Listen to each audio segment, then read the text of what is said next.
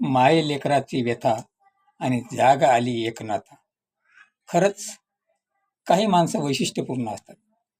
साताऱ्यातल्या एका गृहिणीवर एका 3 वर्षाच्या मूकबधीर मुलाच्या पायाला धोंडा बांधून मजुरी करण्याची वेळ. कारण घरात सांभाळणारं कोणी नाही आणि मजुरी केल्याशिवाय उदरनिर्वाह तरी कसा करायचा. आणि त्याला ऐकायलाही येत नाही आणि बोलायलाही येत नाही.